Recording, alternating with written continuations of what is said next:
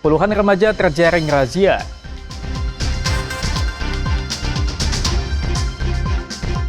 Tiga warga asing ditangkap.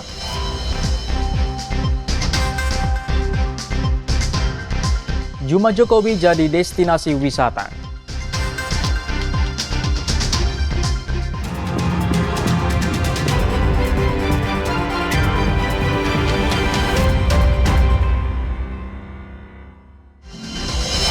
Halo, selamat pagi saudara. Kompas Sumut hari ini hadir dengan beragam informasi penting dan menarik dari Sumatera Utara.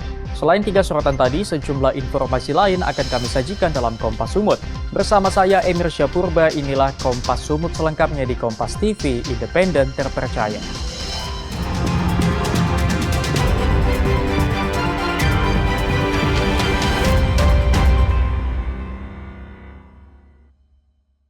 Saudara, 21 remaja terjaring razia di sebuah tempat hiburan malam di kawasan kota Padang Sidimpuan, Sumatera Utara. 3 remaja wanita positif mengkonsumsi ekstasi. Petugas gabungan dari kepolisian, TNI, BNN, dan Satpol PP Kota Padang Sidimpuan merazia sebuah tempat hiburan malam di kawasan Jalan Baru, Kota Padang Sidimpuan. Di lokasi, petugas menemukan puluhan remaja pria dan wanita sedang asik mengkonsumsi minuman keras. Usai dilakukan pemeriksaan, petugas langsung menggelandang para remaja tersebut ke Mapolres Padang Sidimpuan untuk didata dan dilakukan tes urin. Petugas menemukan 3 orang remaja wanita positif menggunakan narkotika jenis ekstasi. Dalam razia ini, tim gabungan mengamankan sedikitnya 21 orang remaja. Khusus untuk 3 remaja yang diketahui positif menggunakan narkoba akan diserahkan kepada pihak Badan Narkotika Nasional Kabupaten Tapanuli Selatan untuk dilakukan rehabilitasi. Sedangkan 18 remaja lainnya akan diserahkan kepada pihak keluarga. Operasi Pekat Toba tahun 2025 dilakukan untuk memberikan keamanan dan kenyamanan masyarakat dari tindak pidana khususnya peredaran narkotika. Khairul Bazar, Kompas TV, Padang Sidimpuan, Sumatera Utara.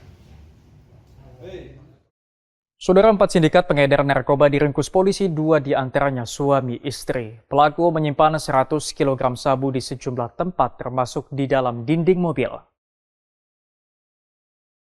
Petugas Direktorat Reserse Narkoba Polda Sumatera Utara gagalkan peredaran 100 kg sabu yang dilakukan oleh 4 sindikat pengedar antar provinsi. 2 di antara pelaku merupakan suami istri. Dalam aksinya, pelaku menggunakan berbagai modus, mulai dari menyembunyikan narkoba di dinding mobil, hingga mengemas ulang narkoba ke dalam kemasan kopi. Saat disergap petugas, dinding mobil pelaku dipenuhi narkoba jenis sabu seberat 33 kg, diduga akan dikirim ke luar kota Medan. Petugas kemudian melakukan pengembangan dan menggeledah rumah di Kompleks Setiabudi Medan dan menemukan sabu seberat 39 kg.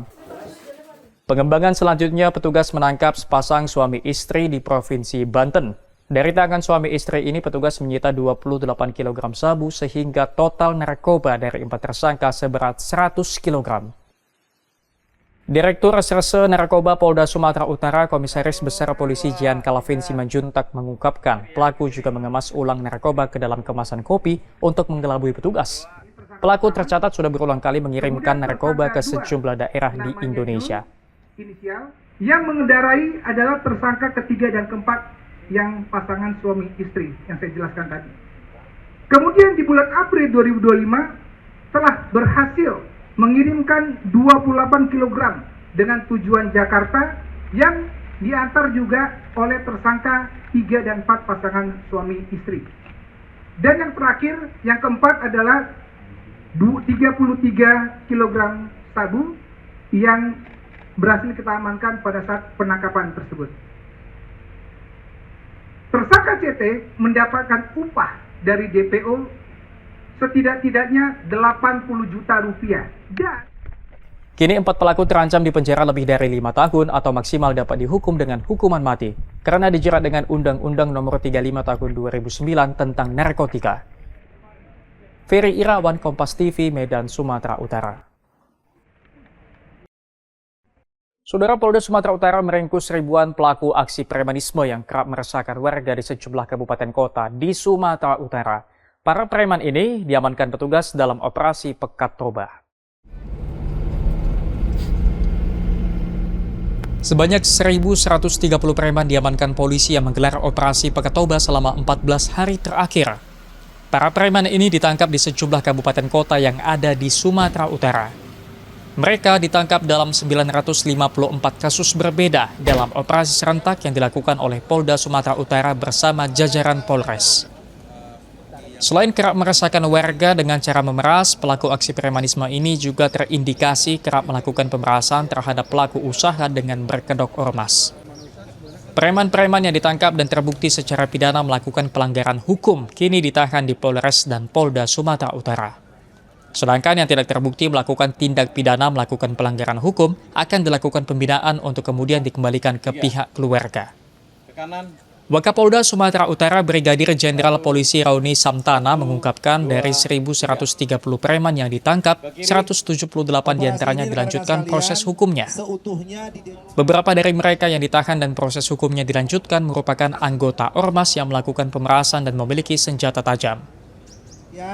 Seutuhnya didedikasikan untuk bagaimana Polda Sumatera Utara beserta jajaran melakukan pemberantasan aksi premanisme baik yang dilakukan oleh sekelompok orang, ormas maupun perorangan. Ya, sama-sama kita ketahui bahwa keberadaan mereka ini tidak saja meresahkan masyarakat Sumatera Utara, tapi tidak bisa dipungkiri juga meresahkan orang-orang yang ingin berinvestasi di Sumatera Utara. Terkait dengan maraknya anggota ormas yang meresahkan masyarakat, staf ahli bidang ideologi dan konstitusi Kemenko Polkam Irjen Pol Desman Tarigan menegaskan saat ini tengah dilakukan pengkajian terhadap keberadaan ormas-ormas terkhusus yang meresahkan masyarakat. Dan beberapa waktu lalu, Menko Polkam sudah mengumpulkan seluruh kementerian lembaga. Di Kemenpolkam sudah dibahas dan akan dikaji kembali mengenai regulasi-regulasi apa yang perlu ditekankan kembali. Bahkan bukan hanya tindakan hukum, pembubaran dan sebagainya sesuai dengan Undang-Undang Nomor 16, tetapi juga akan dibuat pembinaan, pengawasan yang lebih nyata, konkret di lapangan. Untuk 952 pelaku yang tidak terbukti melakukan pelanggaran akan dilakukan pembinaan dan akan diawasi agar tidak kembali melakukan hal serupa. Ferry Irawan, Kompas TV, Medan, Sumatera Utara. Warga asing masuk tanpa dokumen, saksikan usai jeda.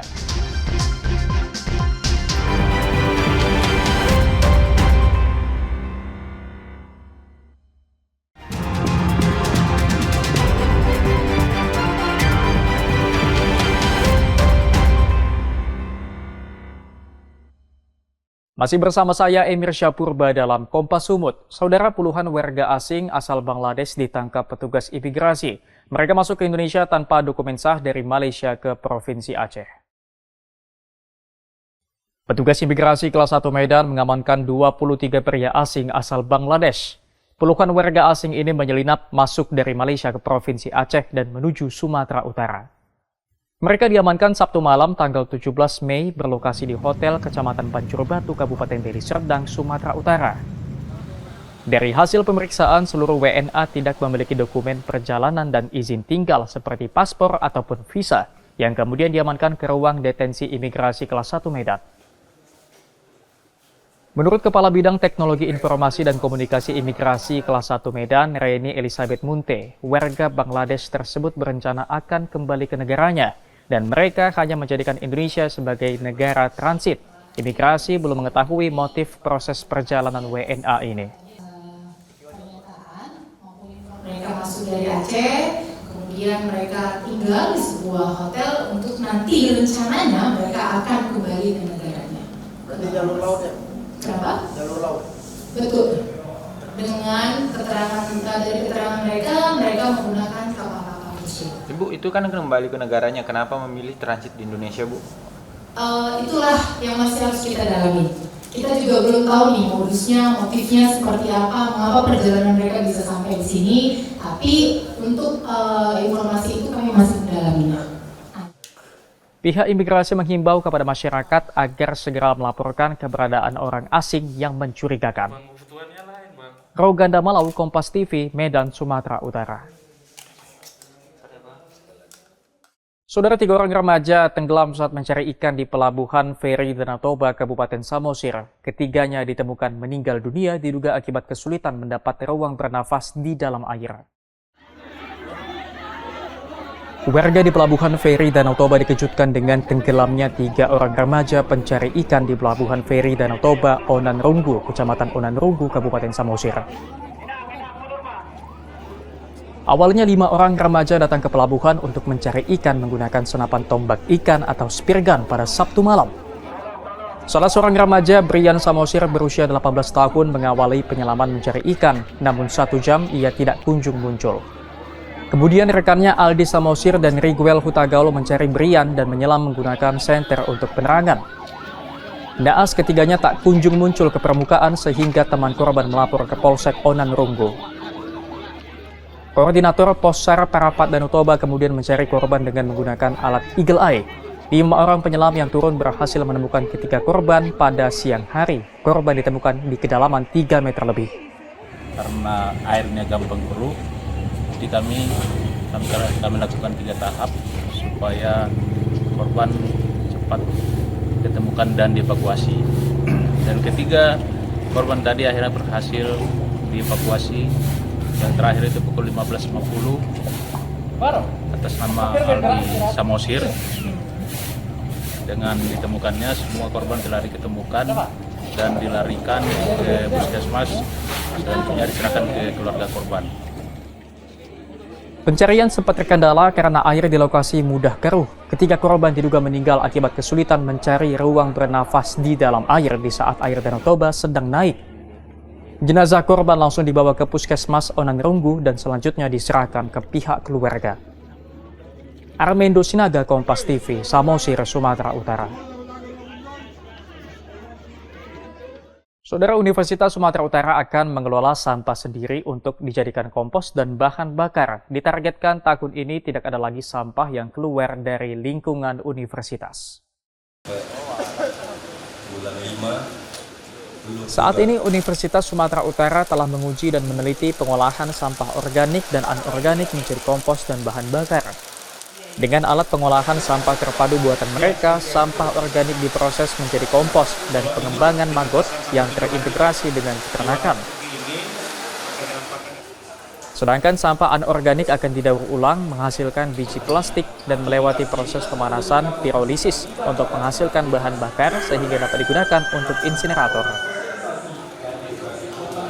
Meski masih dalam uji coba dan penelitian, Rektor Universitas Sumatera Utara Muryanto Amin menargetkan tahun ini tidak ada lagi sampah yang keluar dari kampus. Semuanya akan dikelola secara mandiri. Pilah sampah dari rumah tangga. Soal efisiensi pengolahannya gimana Bapak? Kan Ini masih lab uji coba, jadi masih kita biayai penuh. Nanti setelah dia bisa menghasilkan, lalu ada aspek ekonomisnya, perkiraan kami tahun depan itu bisa mengurangi biaya yang dibutuhkan untuk pengelolaan TPST ini. Jika dikembangkan, tempat pengolahan sampah terpadu ini juga bisa membantu pemerintah dalam penanganan sampah di TPA. Dalam prosesnya saat ini masih kendala dalam proses pemilahan sampah organik dan anorganik masih bercampur. Sementara itu, Gubernur Sumatera Utara Bobi Nasution yang hadir melihat alat pengolahan sampah ini menyampaikan selain kesiapan alat pemilahan sampah, kesiapan infrastruktur truk pemilah sampah juga harus diutamakan. Sampai menyiapkan truknya juga, pengangkutannya. Ini pengangkutan juga harus, kalau kita meminta memilah, ya semuanya harus terpilah sampai dengan pengangkutannya. Jangan nanti masyarakat kita minta pilah, di rumah tangga kita minta pilah, di tempat umum ada tempat sampah pemilahan. Nah, begitu kita angkut pakai truk, satu doang gerobaknya, nggak ada. Dengan adanya alat pengolahan sampah ini diharapkan dapat membantu dampak negatif lingkungan dan pengolahan sampah warga. Rauganda Malau, Kompas TV, Medan, Sumatera Utara. Juma Jokowi jadi lokasi wisata, saksikan usai jeda.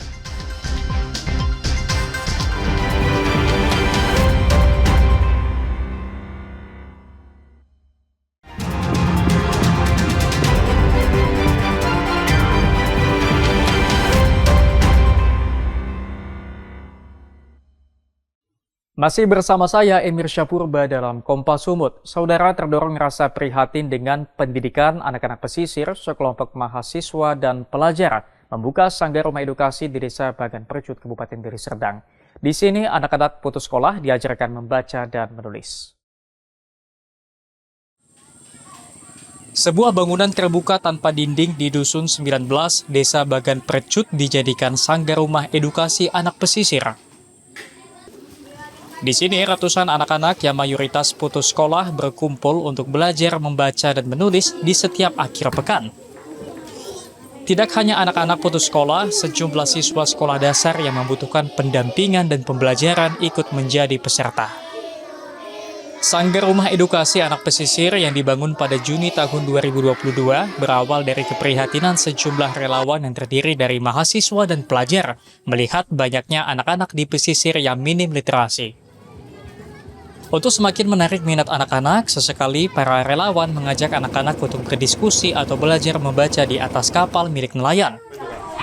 Tujuannya untuk meningkatkan literasi dan minat baca untuk anak-anak pesisir, karena di pesisir ini masih banyak anak-anak yang tidak peduli, yang masih kurang untuk membaca dan literasinya sangat rendah, sehingga mereka lebih memilih untuk bekerja atau mencari ikan daripada membaca atau belajar.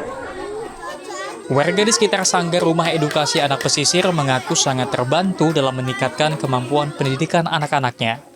Beberapa anak didik di Sanggar Rumah Anak Pesisir ini bahkan mampu meraih prestasi membanggakan di sekolah. Perubahannya anak ini asal mau belajar datang. Perubahannya itu aja lah, dia mau belajar perubahannya. Oh, berarti niat belajarnya makin tinggi ya? Makin tinggi belajarnya itu. Dan ibu pun ranking juga dapat juara dari kelas 1 SD sampai kelas 5 SD. Alhamdulillah belajarnya makin ada sanggar ini makin maju belajarnya. Warga dan relawan berharap pemerintah dapat memberi perhatian untuk memberikan bantuan berupa buku bacaan atau fasilitas belajar mengajar. Dedi Zulkifli Terigan, Kompas TV dari Serdang, Sumatera Utara. Saudara, limbah kayu tanaman mangrove dapat diolah menjadi bahan pewarna batik. Setelah diolah, kualitasnya tidak kalah dengan pewarna batik lainnya. Beragam jenis tanaman mangrove yang ada di Indonesia memiliki banyak manfaat. Tidak hanya melindungi bibir pantai dari terjangan ombak laut, namun dapat menjadi ruang tumbuhan dan satwa unik sebagai kekayaan yang harus dilindungi dan dilestarikan. Seperti yang dilakukan Yagasu atau Yayasan Gajah Sumatera Utara, masyarakat yang berdedikasi untuk konservasi gajah dan ekosistem hutan mangrove ini tengah fokus pada pengembangan dan pemberdayaan limbah kayu mangrove sebagai bahan ekonomis karya batik, batik cantik, atau ekoprinting.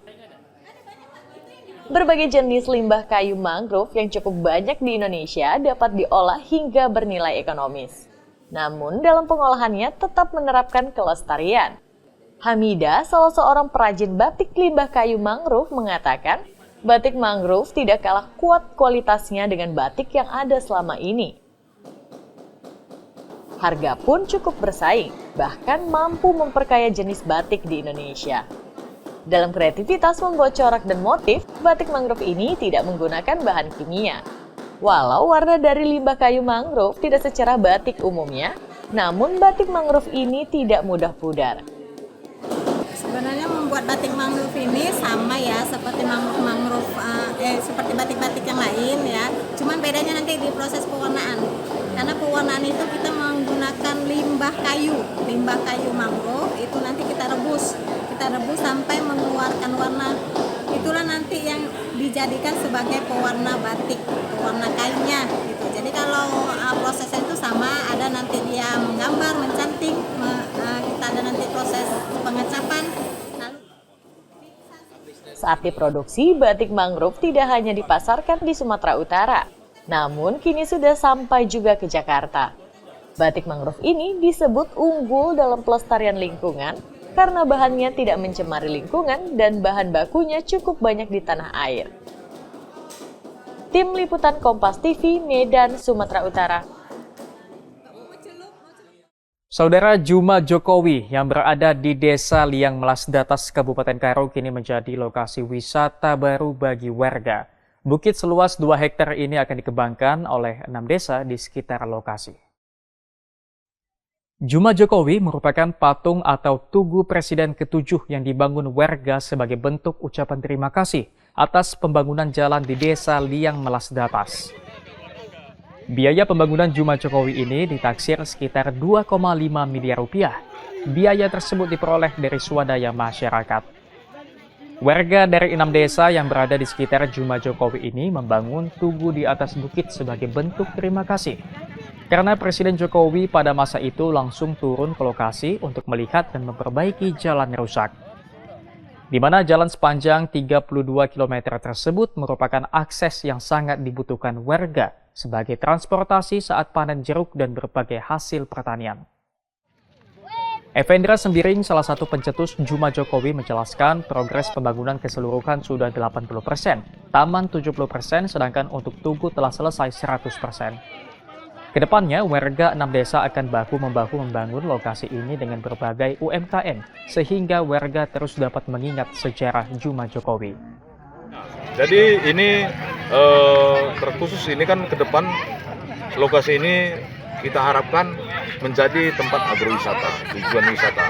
Jadi kita akan bangun di sini UMKM. Jadi seluruh nanti masyarakat LMD akan bisa ini kan punya LMD yang terdiri dari 6 desa 3 dusun. Jadi semua akan kita gabungkan di sini. Jadi ketika nanti ini sudah berjalan, UMKM-nya akan hidup. Sebelumnya pada 2022, warga Liang Melas Datas meminta pembangunan jalan dengan membawa 3 ton jeruk ke istana dan permintaan masyarakat dikabulkan oleh Presiden ke-7 pada saat itu. Hendri Setiawan, Kompas TV, Karo, Sumatera Utara. Sampai di sini Kompas Sumut hari ini. Anda bisa menyimak video tayangan kami di kompas.tv atau menyaksikan secara langsung via streaming di kompas.tv/live. Kami undur diri, tetap saksikan rangkaian program berita di Kompas TV, independen terpercaya.